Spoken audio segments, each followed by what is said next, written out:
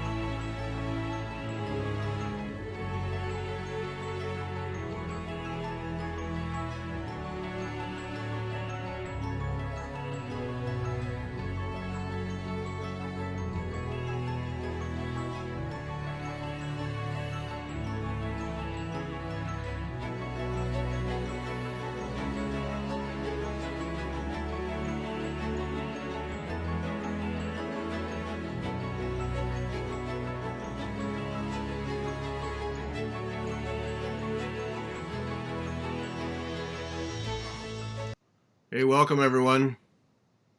That's Beth right there in the middle, and Cheryl Lennox with us right there on that side, with now something in the front of your camera on the bottom blocking half the view.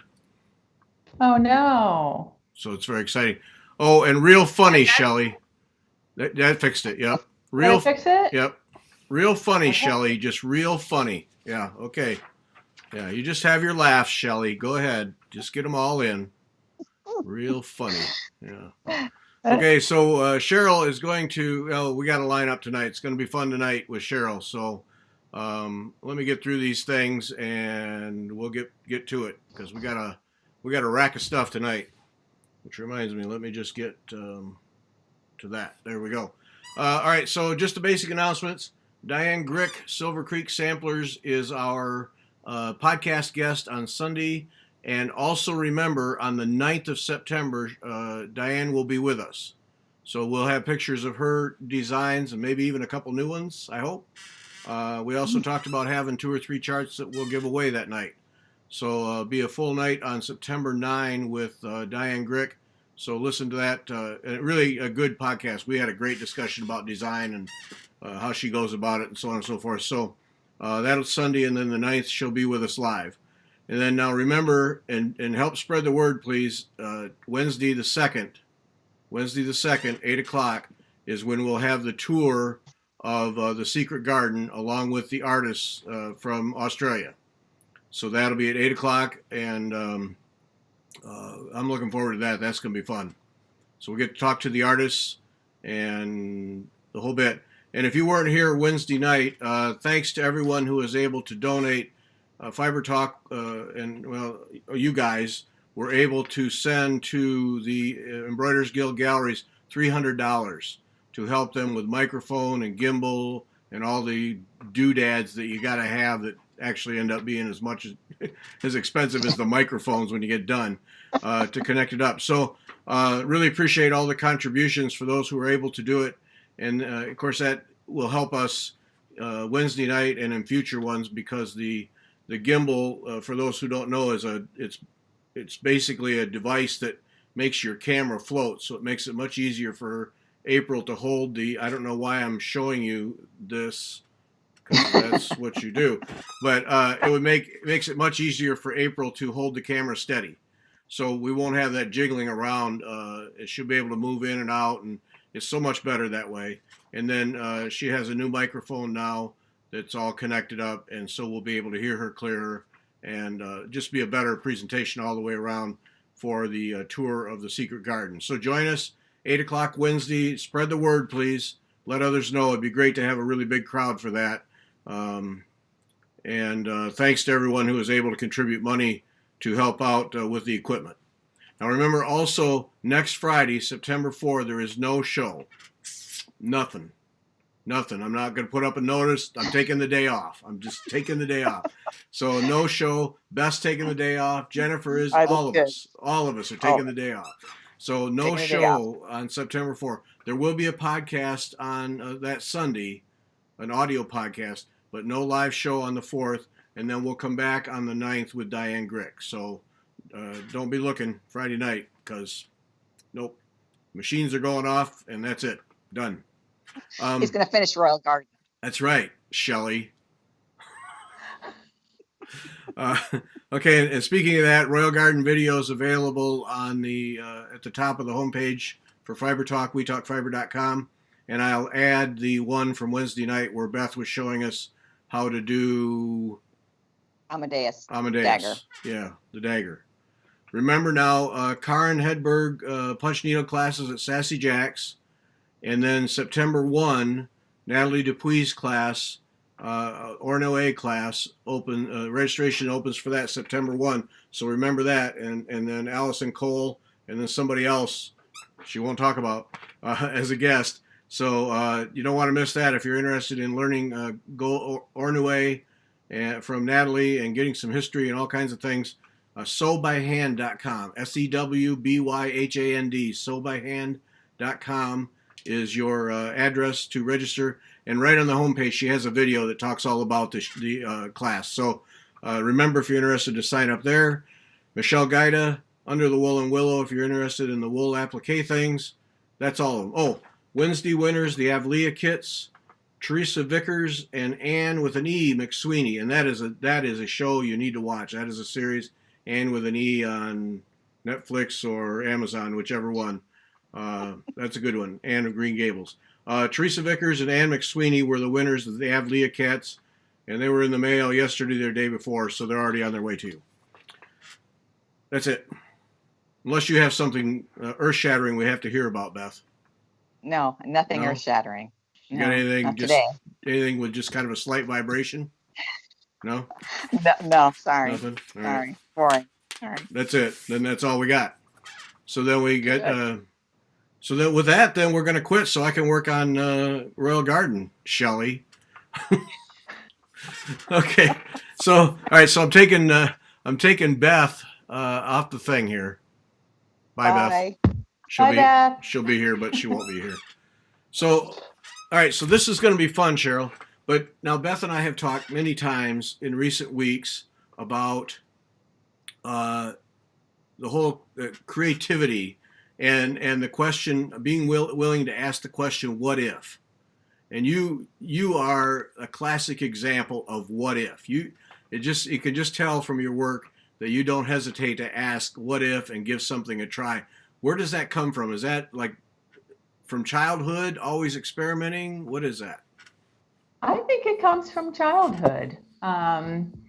My dad was an engineer, so he was always what if, and so I grew up with that, and I'm not afraid to try new things. They'll make more fabric, so you can always wreck it and go on. But yeah, it's I like to play, so yeah, what if is part of that. Yeah. Well, and so is there an art background to you, or is that something that's just emerged through the years? There is an art background. When I was in college, I started taking some weaving classes just because it looked cool. Yeah. And before I knew it, I was taking as many as I could, and it took me longer to get through school even because of that. But yeah, college, and earlier than that too. Mm-hmm. And as a child, my mother always had supplies for us, so we constantly played, and we're encouraged to do art. So where did textiles come in? Was that did your mother do a lot of sewing and needlework, or? Yes. Okay. My mother, when I was young, she made all my clothes. She made okay. cute little dresses for me. That was when dresses were smocked and really cute little things that she sewed. And at an early age then, I started making Barbie doll clothes and little things. And she just kept me sewing and progressing. Then I was in 4-H and made my first quilt in 4-H, and with my grandmother's help. So my grandmother was quite a quilter. Mm-hmm. So yeah, that's the textiles has just been from day one. Yeah. So well, that having her make the dresses and then making Barbie dresses, so that gives you that orientation that clothing and textiles aren't something you just go to the store and get. You make them. Yeah. That's right. Yeah, and that was back in the day when fabric wasn't so expensive, and so it was a thrifty thing to do then too. Yeah. Yeah, that's one thing. My grandma made Barbie doll clothes for my sisters, a lot of them. Like just about every time we went to Grandma, she had a new outfit for one or the other. And when my dad moved, he didn't realize, I don't think, what he was doing. He threw all that away because my sister had moved away and then never collected her stuff. And if you want to get her spitting mad, you just bring that up at any point. And she's still flaming about that thing, and she's 50 years old, 60 years old. I don't know how old she is now. But yeah. Because those were, I mean, that was to buy Barbie doll clothes, but then to make them, I mean, even as a kid, I could tell that when my grandma made them, how much better they were, the quality, than what you got out of a store. Yeah. So you had that. So you've had that orientation, that cloth textile thing, along with give it a try. Let's see what happens all along. Oh, definitely. Yeah. And yeah. When I started weaving. That was in college, and that was fun. I enjoyed it. It was very educational. It was very mathematical to me, and it's a fun way to really work with textiles. I wove fabric for clothing, and that was cool. I don't do too much of that anymore. No. For some reason, I just don't have the time. Yeah, well, I still have my room. Do you have that? Which way do you approach things? The engineer way or the art way? when you're dyeing and your art quilts, do you have a math engineer gene in you that makes you take that approach? Maybe a little bit, Yeah, but probably more the art approach. But then when you have to figure out a problem, yeah, that math and engineering does come in handy. yeah. But yeah. That dad gene moves in and helps you out. Okay, Oh, yes, yes. that's Yeah. How great. many times have I heard my mother say to me, "You're just like your father." So, Uh-huh. There we go. There we go. Yep. Well, let's we can learn more about you as we go along. So let me okay. take all this stuff off the screen here, just so we have full screen, and we'll go to the pictures. Oh, that right there. Write it down, folks, if you want the ebook for from the Remembering Ricamo Italian Needlework uh, show.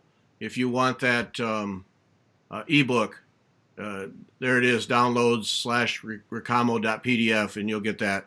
And you do want to download that. It's free. Just get it. April put that together for us, so get it there. So I'll wait for just a second more, and it's gone. Okay, so let's talk because we've got art quilts, and then we have dyeing, and not writ dye. So yeah. So let me go to the old.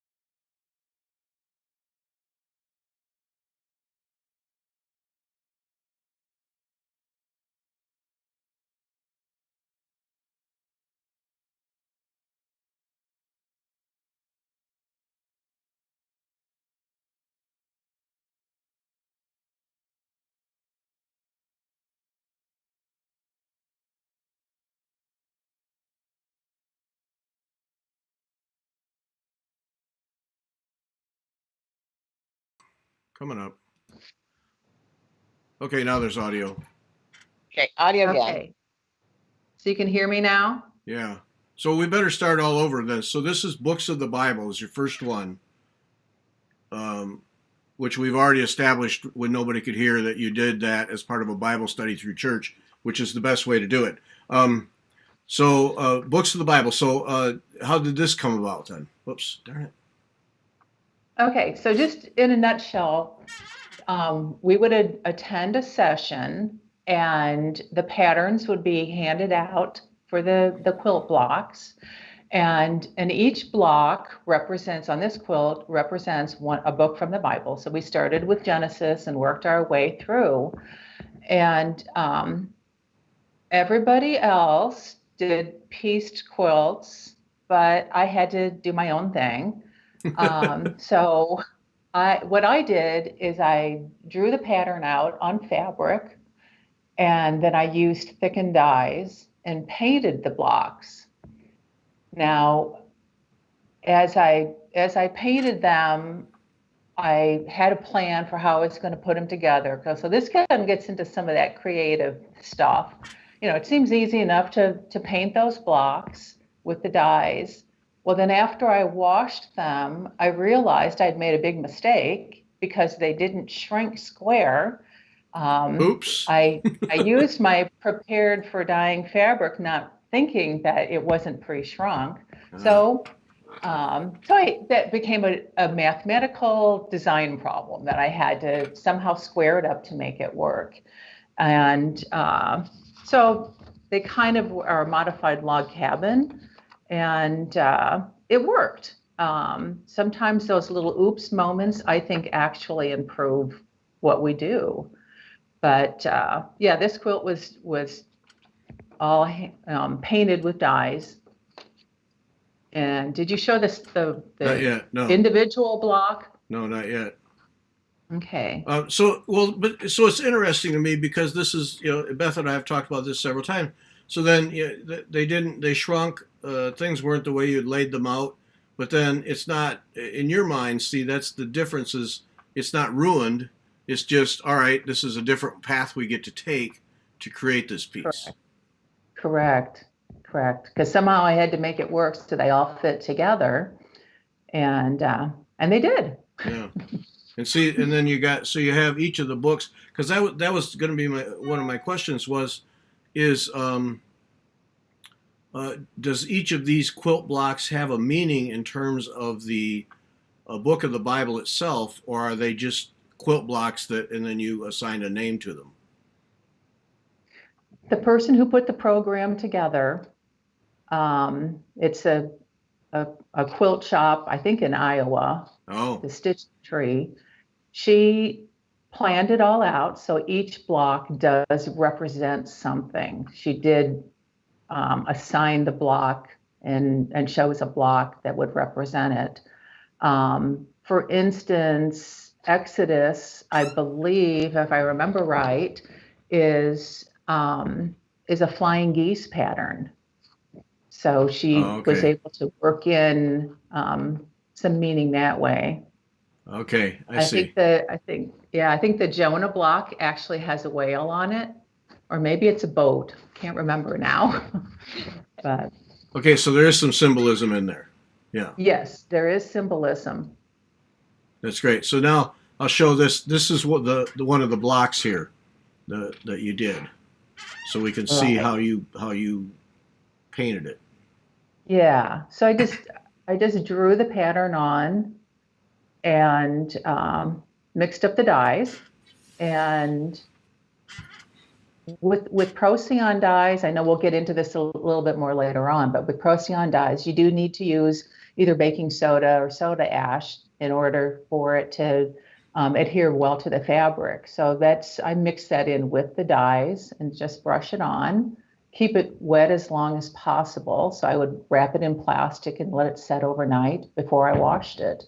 And then you heat set it, and you get beautiful color, and it stays forever. Now, how are you blocking these triangles off? Certainly not masking tape. How are you doing that? No, I just drew it on, and then I just freehanded with a brush, a small brush. Gary, the dye is thickened, so it's like Jello or something. The thickness of the. Oh. It's not Jello, but like I don't know It's kind of a paste. Yes. Okay, that makes more sense to me then, because I thought, how can you do this and not have it running everywhere? All right. Okay. Shosi wants to know what book is the one you're showing. Do you remember? The single square. Oh, I don't know. I should make something up real quick, right? Yeah. Yeah. It's Deuteronomy. I was trying to see Actually, if I can see it on the big block of the big square. Oh, there it but- is, right there. And I did embroider all the names on them too. Zechariah. Is that the one right there? No, that's not it, is it? No, we got to know. Okay. It's on the right hand side, right about in the middle. Oh, there it is, right there. We got to know. Getting there. 2 Corinthians. No, that's not it. Where is it? What's wrong with me? I know you think you can find it, but it's like, okay. Oh, because she painted it. I don't know. Okay, help me out here. Where is That's that right thing? block. Did you repaint it yellow? You must have. Yeah, The that's it outside right is yellow. there. That's- Yeah, that's it. 2 Corinthians. That's the one. Right? Yes, I think so. Looks like it. It's different though. No, that's different. Maybe there's another star. I don't know. Yes. Well, anyway, it's in there somewhere. But now that's going to be one of those questions that's just going to hang where we got to know. So we'll report next time we gather. We'll find it. Which What one block it is. is it? I don't see it. I don't see it in here in the picture. Okay, and the quilt's down in the basement, so. Okay, we'll report Okay. next time. All right. And Mary wants to know, are the blocks placed in the order of the books of the Bible? They are, but the way I did it was a larger block of 4. So if you started at the top and you would go Genesis, Exodus, Leviticus, Deuteronomy would be a block of 4 that went around kind of in a circle. Oh. And then the next 4 and so on and so forth. Now I'm going to show my ignorance now. I didn't realize that in the Catholic Bible, there were more books than in my Methodist Bible. So that was quite a learning experience for me because those extra books of the Bible are also in this quilt. Oh my. Geez, our Lutherans, we'd have a cow over that, man. Yikes. Martin would come right out of the grave at that. We can't be having that stuff. Yeah. All right, so that's pretty neat. So all right, let's move on now. This next one, Women of the Bible. This one is fascinating to me. Okay, so this quilt, I decided to push it a little bit further. And as you look at it, you can see quilt blocks for most of the patterns, and some of them are larger, and there might be a few small ones that I didn't even use the assigned block for it. With this, I did a lot of applique, and this one I started incorporating some embroidery on it and sequins and little doodads because I decided that I could. This one also does have hand-dyed fabrics in it, but there's also a lot of purchased fabrics. And in my stash, I actually had quite a few different fabrics that had women on them. And I think there's quite a few that are, you might recognize Matisse paintings of the Matisse women. So it was fun to dig into my stash, find the different women and incorporate those into some of the blocks then too. Yeah, well, that's what I found fascinating about this is that you went beyond just having quilt blocks. You started adding all kinds of things because the I'll skip the back. But like here, Delilah, show the Delilah block where you actually stitch down a pair of scissors, and you really added in some things that certainly don't go in a normal quilt. Well, I didn't even notice that. So that's a lock of hair you have on there. Oh, gee. Yes, it was from my daughter. So this is kind of her quilt. Yeah, and the scissors were actually from my childhood. They were a pair of scissors that were still in my stash because some of us can't throw anything away, right? Mm-hmm. Yep. You never know, yeah. See, that was what, the more I looked at that, the more I started seeing those things. And to me, it was one of those that, for at least a while anyway, every time you look at it, you see something different.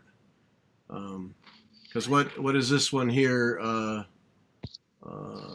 Rachel and Leah? The Rachel and Leah block. Now that's a wedding dress that's on there with a veil, and that was in my Barbie clothes. Oh.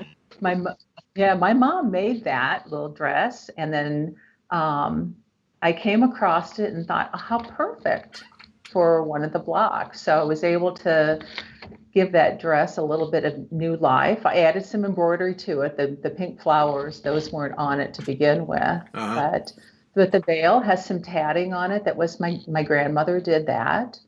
Um, so So looking at it down the road, it's kind of fun that I was able to use something that my mother made for me. right. Yeah. So in a lot of ways, women of the Bible, but it becomes a memory quilt too. Yes, yes. And then what is it? Rana with the key. I don't know my women of the Bible. What is that? Is it Rahna? Let's see.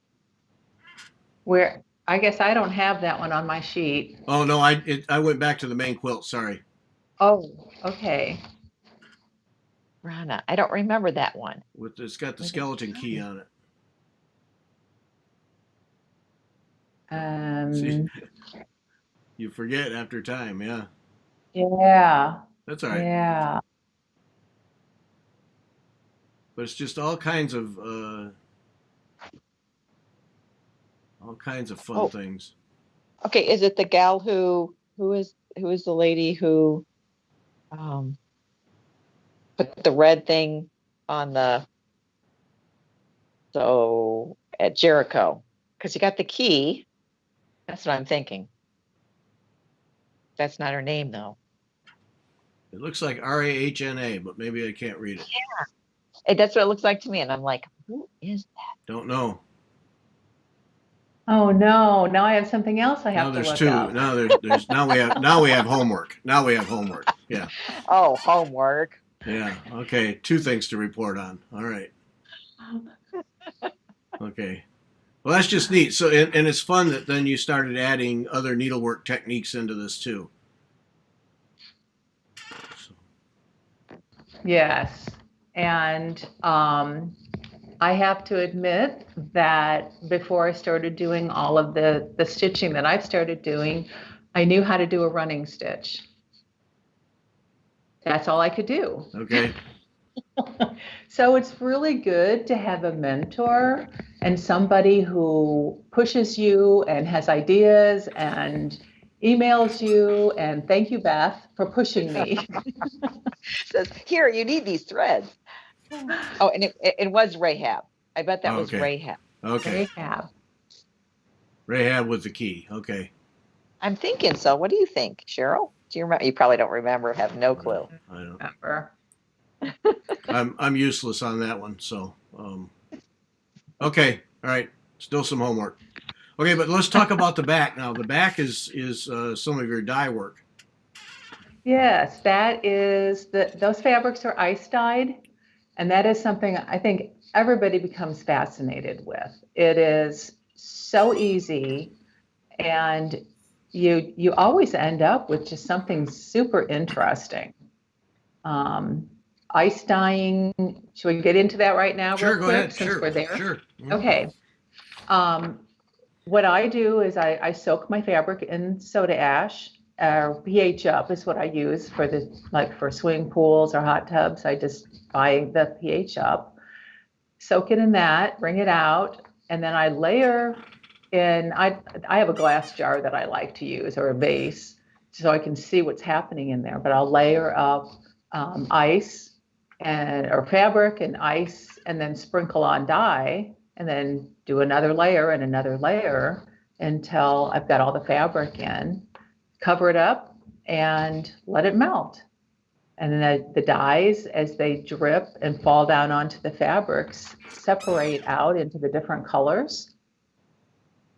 Um, Dealing with dye is a little different than dealing with paint. With powdered dyes, you can actually break it down and see what colors make up Okay, each so different. we'll back up the truck here. So you're putting down the cloth, and then your soda ash. What is the function of the No, soda? the soda ash, the fabric is soaked in the soda ash. And what does the soda ash do chemically? What is its purpose?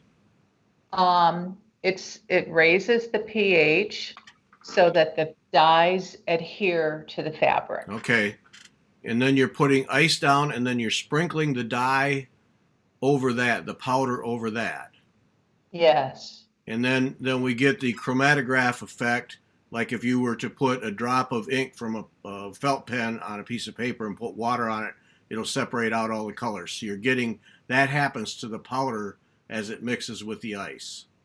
Yes. Wow. Yes. It is Wow. so much fun, Gary. It is so much fun. So every one is a complete crapshoot in terms of what you're going to end up with. And you To a really, certain extent, it is. I mean, after you've done a few, you know what colors work really well. yeah. What fun. It is. It is. It's very addicting. Well, I can see Yes. why. Yeah, because, oh, yeah. And you're going to have different results too if you decide in January when there's a lovely snowfall and you say, okay, I'm gonna snow dye today. So we get the word out to everybody. It's a good day to do this. Um, but snow and ice kind of react a little different because they melt different. Or if you use crushed ice or big cubes, you might get a little bit difference then too. Yeah, some I people like, prefer cubes. I like big chunks of cubes because it takes longer for it to melt. Uh-huh. Yeah. What were you going to say, Beth?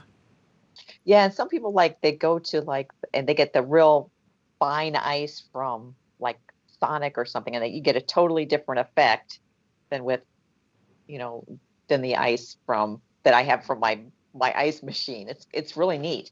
What is the fabric base? What fabric are you using, Cheryl? Someone wanted to know. For that, I'm pretty sure it is Kona prepared for dyeing fabric. I buy it by the bolt and just order a whole bolt at a time Yeah, of course. Why not? because a girl could never have too much fabric. Never. And Josie wants to know, is soda ash like baking soda? Yes, it is. But if you're going to really get into this, the buying the pH up, which that's the way I buy it at the end of the season when everybody puts it on sale for some reason. It's a little cheaper that way. So, okay, now you got my wheel spinning. So basically, the the delivery medium is frozen water, and then in all of its forms, in each different form gives you a thing. So, like if you went to a slushy machine without the syrup in it and got that frozen water, you would get a different effect from snow or from crushed ice or cube ice, any of I would those. think so. I think so Wow. Yeah. too. Wow.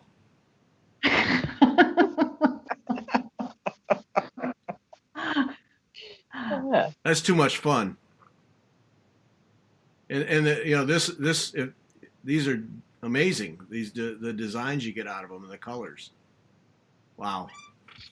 Okay, we're gonna learn more tonight. It's gonna be fun. All right. So now we move on to what is it? Men Oh, our men of faith. Men of Faith. Okay, so this is the third quilt in the series. And by this time, it's expected of me that I'm going to do something weird. And um, it's always a challenge now. What is she going to do next? But for this quilt, I took photographs of my husband wearing a bowler hat and carrying his cane. And we just had fun taking a lot of different photos. And then I picked out, I think, 4 that I liked the best, and I Oops. made stencils out of them. And then I used the stencils with textile paint and made blocks with his image on it. Now it's interesting to me. You don't even try to get squared up blocks. And no, I don't worry about that. Okay. Well, but no, and not a negative at all. I mean, it's an art, clearly an art thing. So it's just you piece it together, and the separating boundaries, if you will, are just all kinds of things. I think it's fascinating how you put that all together and make it work. Thank you. Okay, so Cheryl, what about the little blocks in between? Are those machine quilted? Okay, the little blocks, the blue ones, Yeah. Mm-hmm. those were all the outlines of the quilt blocks that were assigned. So I drew those onto the fabric, and then yes, I just used a sewing machine and traced around on the drawing. So that's how you kept with the theme of the quilt theme, is by having those blocks in there. But Yes, yes. And I have to tell you a little funny story about that actually. When I first started doing this, I thought, oh, I should dye the fabric with indigo because that was my first year to grow indigo. And I thought, oh yeah, I'm going to do this. And so I worked and I, worked on my vat and I dyed fabric and I ended up with a square that was about 6 inches square after like 2 months of work. jeez. I thought, okay, so if I live to be 85, maybe I'll have enough to do these. So nixed on using the indigo. So I just used Procyon dyes and dyed it a blue color then instead. Indigo is tough to get right. Yeah, it's a different process. Okay. Yeah. Yeah. I actually spent a half hour today reading about indigo. So. Oh, so you're the expert now. Oh heavens, no, no. That's why I asked. That's why I asked the question, because I was getting the impression that didn't happen just by dumping a couple things in a bucket. No, it No. doesn't. But I didn't add too much hand stitching to this quilt. I don't think. I did include one block though to show you that I used neckties on it. I used quite a few Yes. neckties. Yeah, we I can cut go. them apart because I thought, for a man quilt, that's perfect. Good way to use up a few things from my stash. Yeah.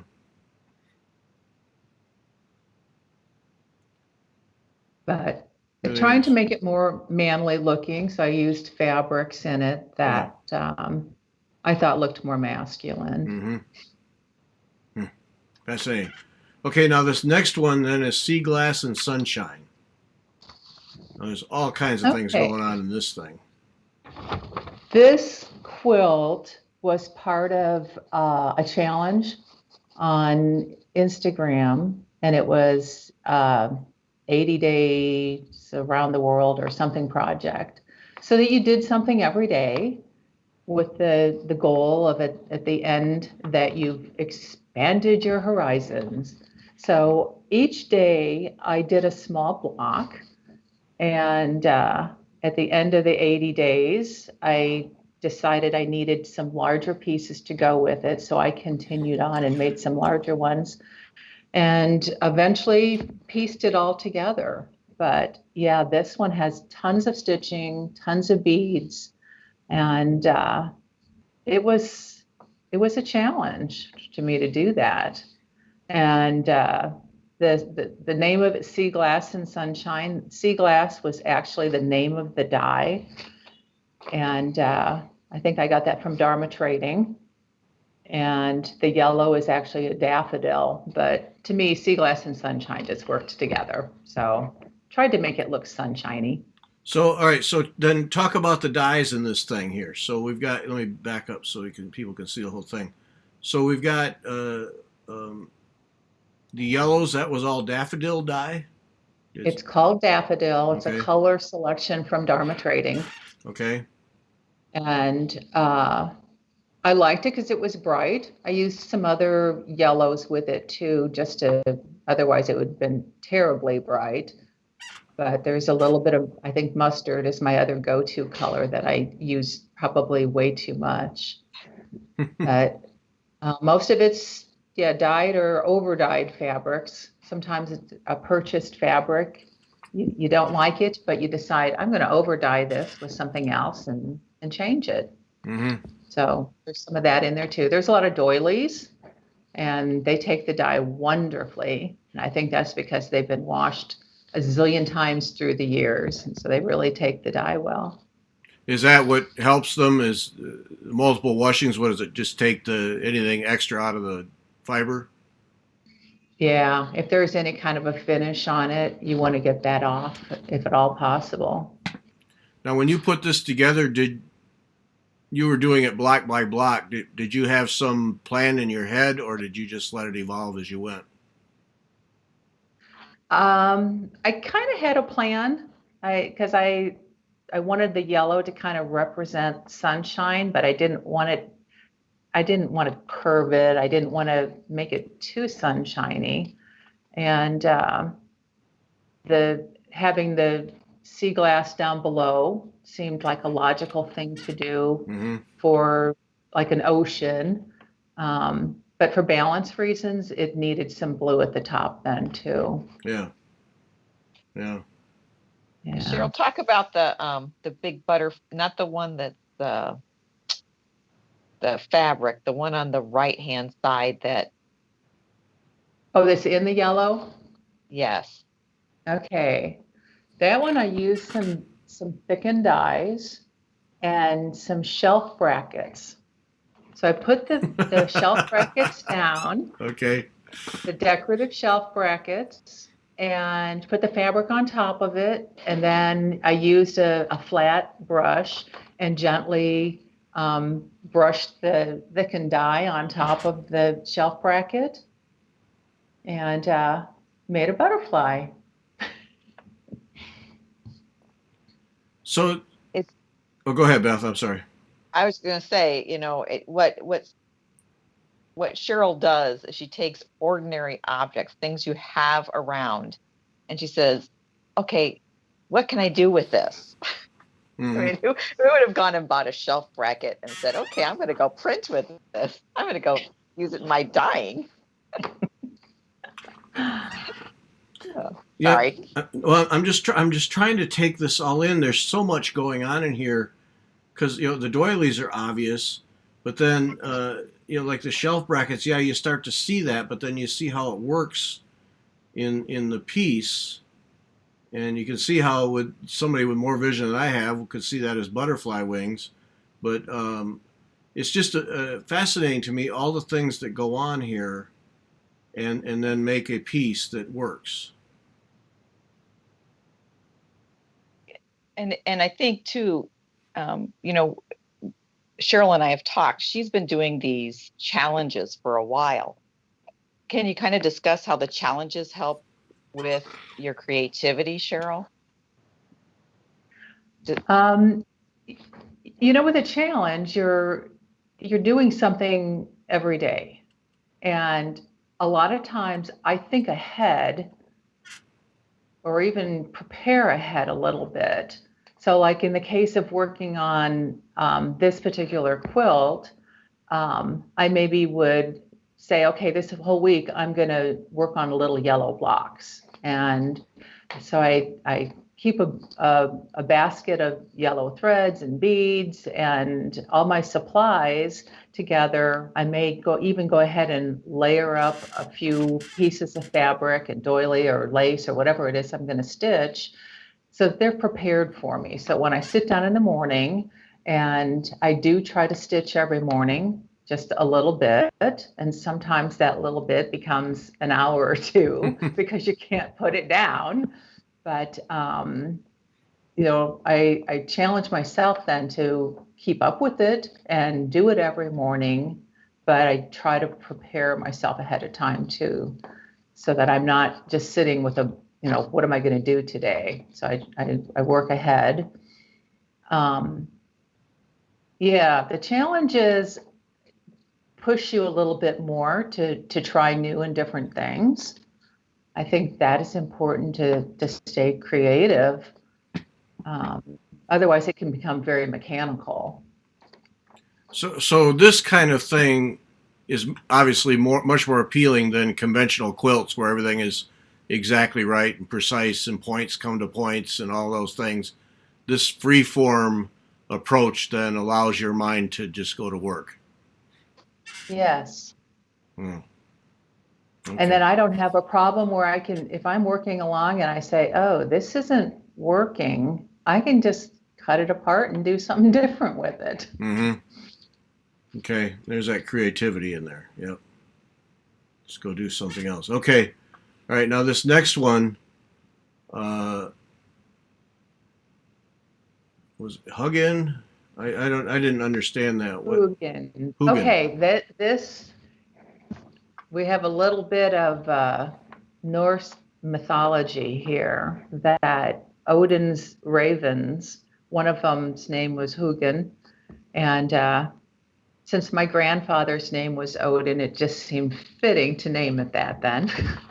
But yeah, this particular quilt, almost all of the fabrics are hand dyed. At first, I thought, oh yeah, they're all hand dyed. I mean, natural dyed. But I do have some purchased in that just to give it a little bit burst of color. But when I started working on this, I had been inspired by a trip to Norway where I had gone to the Longship Museum in Oslo and had decided I wanted to do something to remember that trip. And so this quilt, in my mind and in my first sketches when I started it, it was going to be more of the front of a boat, and that dragon was going to be on that. And as I started working on it, I thought, this looks ridiculous. So I cut it apart and moved things around and decided just to be a little more random with it, but then add some smaller blocks. You can see like the smaller towards the bottom block that is a ship. Yeah. That's all done with dye thickener. And then there's some other symbols. So it was fun to do a little research to find some things to work in on this then too. But mostly the natural dyes, and that's what I wanted. That inspired me. And I had some pieces of fabric that to me looked very rustic and old. I receive a lot of gifts from people of things that they're cleaning out of their garages or their basements. And sometimes there are wonderful treasures in the fabric that I receive. I have to say most of the time there is. And so using a fabric that to me looked rustic, and I had to mend some of them too. There were holes in some of the fabric. It just seemed right to include that. Yeah. And some of the dyes that I used on this, I used walnuts and sumac drupes and turmeric. Turmeric gives a beautiful yellow color. I also used willow leaves. They give a nice gray color. And there's some goldenrod in this quilt then too. It sounds like you can make a dye out of just about any living plant. You probably can. Yeah. Depending on what you add to it. Fascinating. So this, okay, so we'll go to the next one here, which is a close-up of the dragon and the long ship and the raven. And then, Okay, so for the dragon, I just drew that out and did a lot of machine stitching on that. mm-hmm. And the fabric on that, it had been dyed. It looks really blotchy, but it seemed right. You know how I wanted it to look old. I wanted it to look like it was a Viking quilt. Uh-huh. So I was good with blotchy fabric, and you know how sometimes you prick your finger and the blood goes everywhere. I just left it because I thought, you know, that's part of this quilt. Yeah. And then the next one here, that little leaf next to the dragon. You did some stitching around that, and looks like there's a piece of cloth in the leaf. Yeah, there was a little hole in the fabric, so I had to mend it. Okay. And every March, I participate in a challenge called Mend March. So you every day mend something. And I'm not going to mend clothes. That's too much work. Oh, but I'll mend leaves. So is that a leaf on there? That was an eco printed leaf. Okay. So I think it's a maple leaf. So you are basically transferring the tannin from the leaf to the fabric. Okay. Huh. All right. Wow. All right. Now we get to the music, the songs. The name I can't Songs remember. of the Bible. Yes. Songs of Faith. Okay, so the Songs of Faith is the Bible study for this year. It started a few months ago, and I decided on this one. I chose a color palette that the turquoise colors are Procyon dyes, but then the kind of blushy pink color, that's all dyed with avocado pits. And I'd have to say it is one of my favorite things to dye with. I love the way it smells when it's simmering, and All right. Hang on. So avocado pits give you that beautiful color. that pinky peachy color. Isn't that amazing? It makes no sense at all. I know. So now take us through the process of getting a dye out of avocado prints. It is so easy. I guess the hardest part is having to eat all those avocados. And I keep a small bucket in the kitchen. And so each time I eat an avocado, I just save the pit, throw it in the bucket. I save the skins too, because those work also. And I usually end up just mixing the skins with the pits together. Mm-hmm. I simmer them, put it in water and simmer it, probably for about an hour. Put the lid on and turn the heat off and let it sit overnight.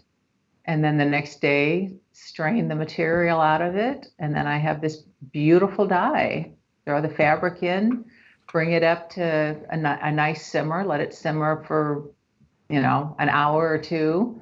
And again, turn the heat off, put the lid on it, and just let it sit overnight, and then rinse it, and there you go. So then this color then obviously not obviously, but apparently leaches out of the pits then. Yes. That's amazing. Okay. Something you learned from someone or figured out yourself? That one I must have learned from somebody. I don't think I was the first person to throw avocado pits in water. Oh man. So talk about these pieces, because you got so much bead work and other needlework involved in these things. Okay, so I decided that for this quilt, I would do 2 blocks for each song that's assigned. There's actually 24 blocks or 24 songs for this quilt. And I decided to do some small pieces. So those small blocks have the patterns on them, maybe modified a little bit. But Mm-hmm. that is actually about 2 inches by 3 inches. So those are pretty small. And I also decided to sew bells on them. So most of those blocks have bells, because I thought, oh, if this is songs, it needs to make noise somehow. Mm-hmm.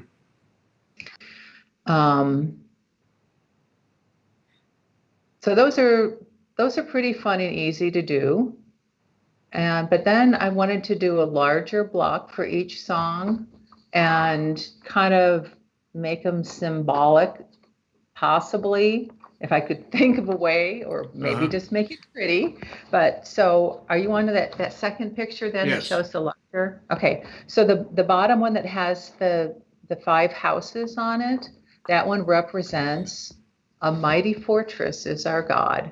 I thought, oh yeah, 5 houses in a row kind of makes a fort, right? Okay. Sure. And the one on the left on the top represents holy, holy, holy. Mm-hmm. And the one on the right, oh dear, my mind just went blank. Can't remember what it is. It'll come to you. Anyway, it's a butterfly. But I don't think there's a song about a butterfly in the hymnal, is there? I don't think Not so. that I can think of. It'll come to me later, like at 3 a.m., right? I've been through most of them. I don't recall one about a butterfly. No, but that's all right. Okay. It's be something else. Okay. So okay, so now you're introducing beads, and it looks like all this fabric is hand dyed. You dyed all the fabric. I did. I did dye all the fabrics. Trying to use some of the avocado fabric, but I decided in working on designing it, it overpowered for some reason, and I liked that the darker look of some of the blocks. So I thought, okay, I'm just going to do a little bit with the avocado, Mm-hmm. but and I haven't decided if I'm going to put the names of the songs on it yet or not. And maybe that just needs to be on the back. I don't know. Haven't totally decided yet. Yeah. Still in that design process, and I'm not even totally sure how I'm going to put them together. I have a lot of ideas, and that is one nice thing about getting together with a group of people. Everybody has a different idea how to put it together, and so then you can draw those ideas out and come up with your own idea at the end. And your stitching is very free form, like your beads. You don't try to line them up or anything. That's just the way it feels to you, huh? Yeah, I like that randomness. Mm-hmm. Okay. And then now But don't you think it pushes the design forward? I mean, if everything was really neat and tidy, it wouldn't, I mean, if everything was just like perfectly in a row, it wouldn't be the same. It'd suck the fun right out of it, quite frankly. No, I mean, it would, because there's such a, yeah, I mean, I guess And what are you using for the fabrics, Cheryl? What now? What are you using for the fabrics? Some of the background. What am I? The background? Yeah, what did you? Oh, what are they on top of, those 3 blocks?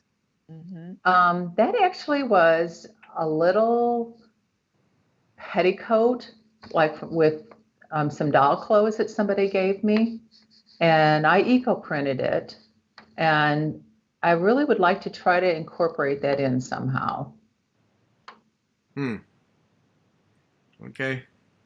And then this one with that's all right. This one with the rock. Oh, Rock of Ages. Okay. Of course. On there too, you can see that I used fabric that has music on it. Yep. And that is another thing I've collected quite a bit through the years.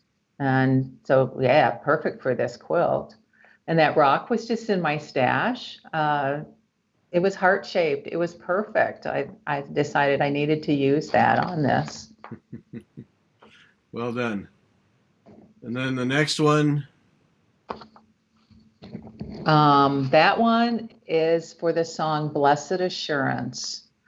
And it shows the larger block, the bird with the butterfly wings, and then the smaller one to go with it then also.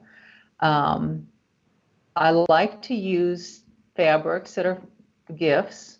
It has more meaning to me, so that the bird butterfly My sister had that bird head. It was left over from some upholstery fabric, and I thought, oh, what a great thing to tie my sister into this somehow.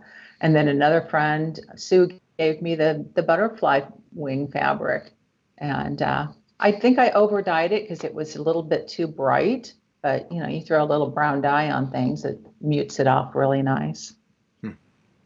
Okay, and Deb wants to know, what is eco print? Well, I think we're going to get to that coming up here. Okay, well, Yeah. hold on, Deb. Hang on, Deb. I think we're going to get eco print of all kinds here coming up. Well, that's a great series. So that's an ongoing series then. Yes. Yeah. Yes, I think that started. Well, I think we're on block 12, so about halfway through. Okay. Fun. Oh, and Susan wants to know, is the dye from the avocado permanent? I hope so. I think one of the things with natural dyes is you need to be careful that it doesn't get too much direct sunlight on it. So for instance, that Viking quilt that I did, it lives in the basement with no light coming in windows on it at all, because I know that there's fabrics on that will fade. Mm-hmm. So far, the avocado things that I've dyed, well, one of the things, I've been wearing my mask. I dyed some lace with avocado to make my face mask, and the color still looks beautiful after 6 months of almost daily wear. Yep. It's going to hold up. It's going to hold up. All right, let's move on now. This is your journal. Okay, that was one thing I wanted to talk a little bit. That was a prompt for me. But yeah, there's fabrics on that are eco-printed. So when I eco-print, Okay, now you're going to have to define. Yeah, define eco print for us. Got to define this now. I take leaves and I soak them in iron water.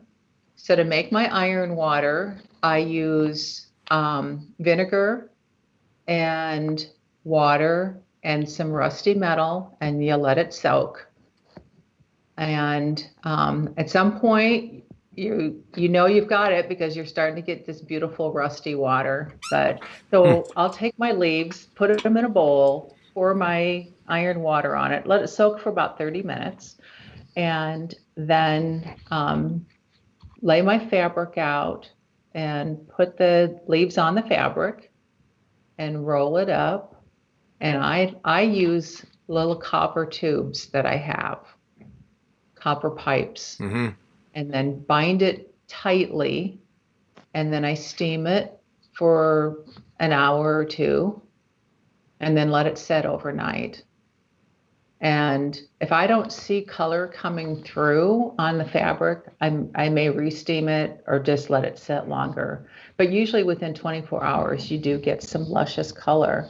And on this journal, the small square is some rose leaves. They always give beautiful color or prints. Uh-huh. And the background, the larger leaves are from dogwood. And that is another one that I've been very successful with. And I think it really depends on how much tannin is in the leaves, because I've tried a few things and didn't get any print at all. Sometimes the fabric is soaked in soy milk, which it puts a protein into the fabric that acts as a mordant so that it's more permanent on the fabric. I also, some of the fabrics, it's easier for me sometimes just to soak it in alum water. And alum to me is a very safe thing to use. It's something a lot of people have in their kitchen because they use it for pickling. Mm-hmm. And especially if you're working with kids, you want to try to use products that are pretty safe. But the soy milk, I've had good luck using that too. So the eco printing then is taking the leaves and putting them in that arrangement and then heating them with steam and getting that tannin to transfer. Yes. Okay. And Josie wants to know, can you make the dye from just the outer skin of the avocado? Yes. Yes, you can. Yeah, it works too. Okay. Now this next one, this, whoops, is this ice printing again, or ice? Yeah, that was some more ice dye. Well, here let's skip ahead while we're on eco printing. Let's skip ahead Yeah. two of them here to the indigo one.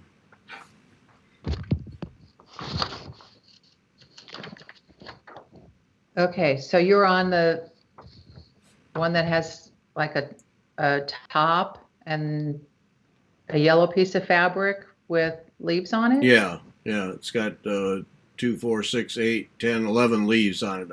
A stalk of leaves, yes, or a branch. Okay, just had to make sure I'm looking at the right thing. Okay, so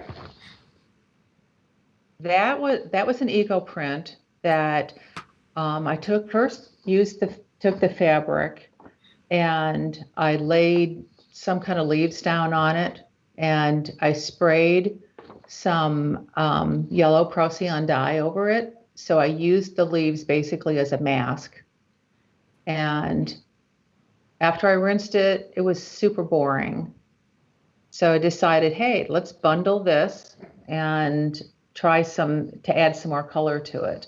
So I bundled it with daylilies and some geraniums, just some things that I had in my garden. So to bundle it, I just, laid those on the fabric, folded it in on itself, rolled it up real tight, tied it off with string. And I think that one I just simmered in water for a while. Waited a day, opened it up, got a little bit of color from the daylilies, a little bit of color from the geraniums, but nothing that I was very happy with. So then I went in and made a bundle and I used black walnut leaves. So that particular one has the black walnut. Now, when I unwrapped it on that right side, there's kind of some pink color. I don't know where that came from. So that had to have come from the copper is the only thing I can figure because there wasn't that much pink from the geraniums. Hmm. So that was a pleasant surprise. So you don't always know what's going to happen, but I do know that with black walnut leaves, I'm always going to get a nice print. Now, if I skip ahead to, we have a close up of this, right? Yes. Yes. Yeah, the last image. This is a close up. So Yeah. we're really seeing what the dye is doing in there. Yeah. Yeah, you really get some beautiful detail from those leaves. Doesn't it just scream, stitch me, add beads, add. Well, that's what I was just going to say is my mind is starting to say, all right, now that I have this piece of cloth, what do I do with it needle and thread wise? And I have to think about how you take advantage of that. Well, even if you just emphasized the outline, just started emphasizing going around, doing a simple stitch and going down the center. I don't know. And then I could see adding other shapes on top even. Right, because see, this starts to strike me as a needlepoint painted canvas. Mm-hmm. And then, all right, now how do we embellish this thing?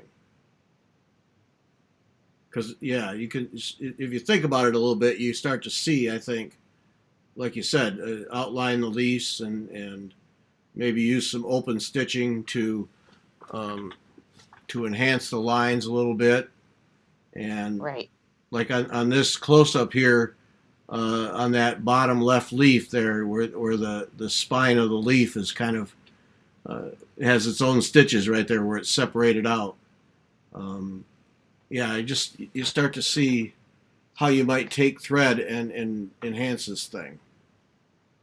right. Or even let's say you're saying I just can't stitch this. You sketch that out.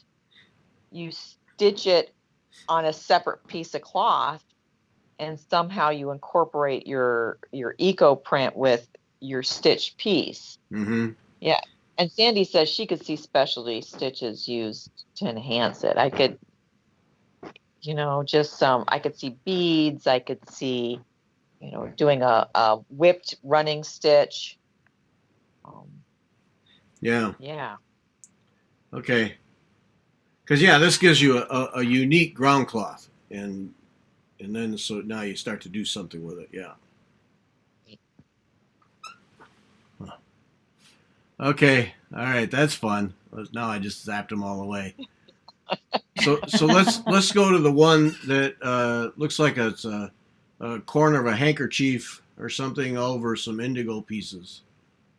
Number 22. Okay. So indigo. I started growing my own indigo a few years ago, and first tried doing some vat work, and I failed miserably. But determined am I had to figure it out, did a lot more reading, and came across a method that works beautifully for me. And you take the leaves, and you have to use them fresh. I mean, you can't like store them for a few days. You pick a day, you pick your leaves and put them in ice water and use a blender and grind it up. And I add the fabric to it, then let it soak for a while.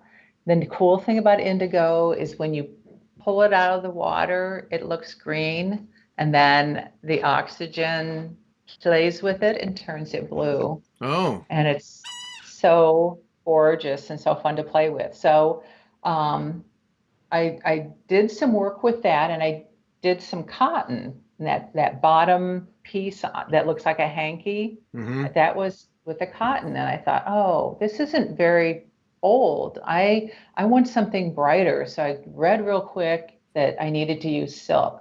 I had a little bit of silk in my house, so I did that, and I was so happy with the color. And then later on, a few days later, I was telling my mother about it, and I said, but I just don't have any more silk. And she responded, well, Oops. I do.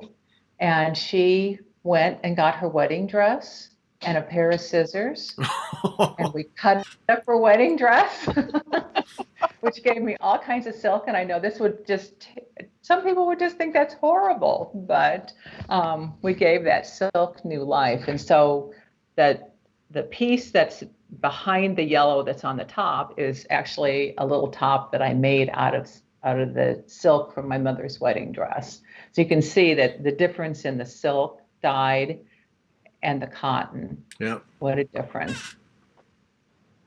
So now I've been trying to use a little bit of that silk from her dress in all my natural dyes. So eventually I'm going to have a little bit of everything, and I'll do something fun with it. But now the other thing that I discovered that worked really well is pounding the leaves. So that yellow fabric, I laid that like on a magazine and put leaves on it, covered it with a sheet of paper, and just used a hammer and just started to pound the leaves into the fabric. So it kind of has a greenish cast. I think that's because it's yellow fabric. But if you just do it on white or cream colored fabric, you do get a lovely blue from the indigo leaves then. So it's a very easy way to get the color. It just a lot of work with the hammer. Yeah. So the craft enthusiast is kind of wondering, so is eco printing make it so there's like less pollution? Is that one of the benefits? Yes. You're not using a ton of chemicals.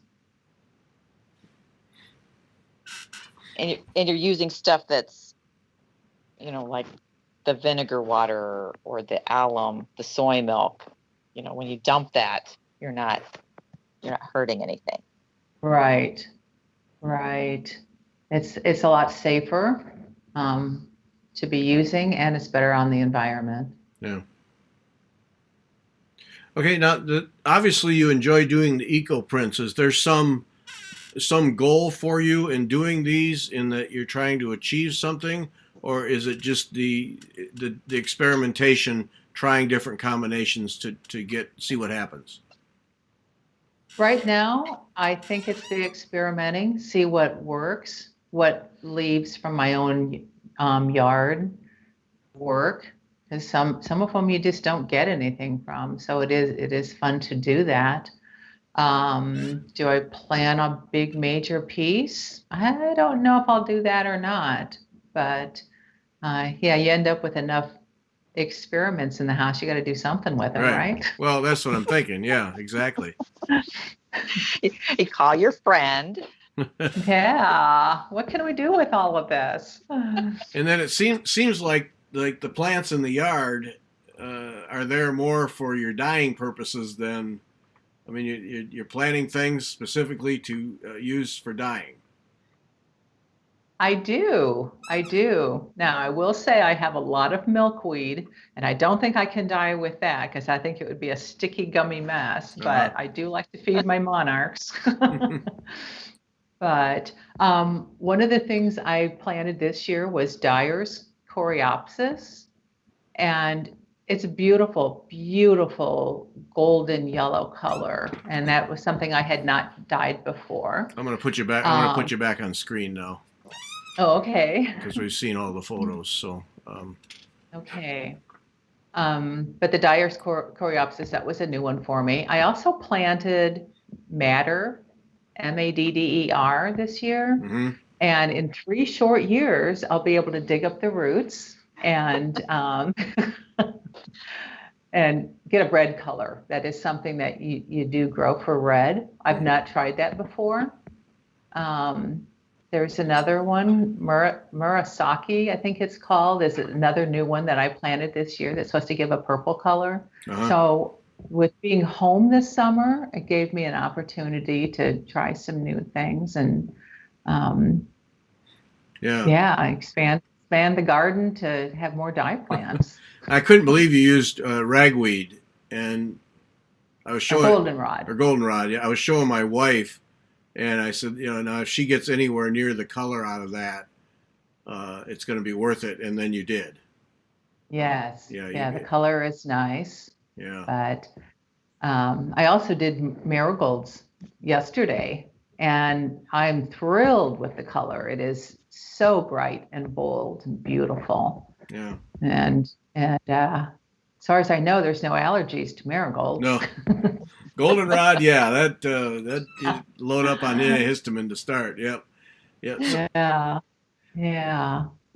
so is it, so you like marigolds there, you just cook those and simmer those and then get the whatever color it is out of them? Yes. And so I just go out to my garden and, pop the flowers, kind of like you're deadheading them, but they're still beautiful. They're not really ready to be deadheaded. Uh-huh. And my quantity, and because people will say, well, how much do you use? Well, my pan is so big and I put as much in my pan as I can. Yeah. So Yeah. Now, when you very scientific. when you're doing this, now I'm starting to think of Beth and her vegetable garden. I mean, I know there are vegetable dyes, but can you do the same kinds of things like with tomato plants and other things, or is that yet to be known or yet to try yet? I would think you could use the leaves, but I don't think I'd like the smell of that myself. No. What about What else? onion tops or garlic tops? I thought I saw something with garlic tops. I wonder if that, or because onion skins do. Onion skins give color. Now, some of the colors are a little more rogue than others. Like if you dye something with walnut hulls, if you've ever gone and picked up walnuts, you know that brown dye is in your hands probably for the rest of your life. Yeah. Yeah. So it just is a wonderful, wonderful dye. But there's other things like beets. If you dye with that, it's a little rogue. It's not going to last a real long time. Okay. But I think onion skins are that same way too. My husband's allergic to onions, so we don't have onions in the house. So it's not what I use. You'll I never have know. used black beans. I have used black beans. Yeah. And that, that's a really easy one to try because, everybody can open a can of black beans and dump it into a pan and cook it and then add fabric to it. Yeah. And just to see what you get. But you do get a lovely color. Another one that's a little rogue. It's not going to last forever and ever. Yeah. Uh-huh.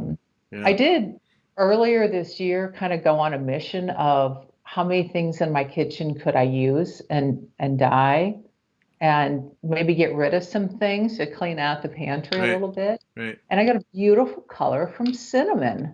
It's a beautiful color. And, imagine a pot of cinnamon simmering on the stove too. It smelled really good. Yeah, that'd be all right. Yeah. What about rhubarb? Have you tried Yes. that one? I've tried rhubarb. I've seen pictures of people doing rhubarb, and I didn't get a very good color. And then I read a little further that there's a variety called Himalayan rhubarb. So I was using the wrong kind. Oh. So, oh well. And then your Yeah. your Instagram, people should follow your Instagram if they're interested in all of your dyeing exploits. What is your Instagram? It's actually Lennox Cheryl. Okay. Because somehow when I set it up, I did it backwards. So These things happen, right? right. So Lennox with 2 N's, Cheryl, Cheryl. Uh-huh. Yeah, it's one to follow, folks, because it's fun to watch as things evolve, as they evolve. All right, we need. Oh my word, we need to wrap up, but we got to know about the thing that's hanging behind you there. What are you doing there? Oh, okay. Should I move a little bit? Yeah, sure.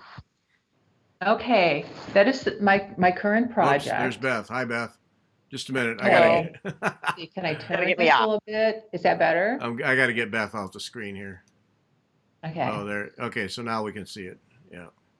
Okay, so this project started when I retired from work a few years ago. I was given a gift certificate to a fabric store, and that fabric store had the Van Gogh panels and jelly rolls to match, and I knew I had to have that.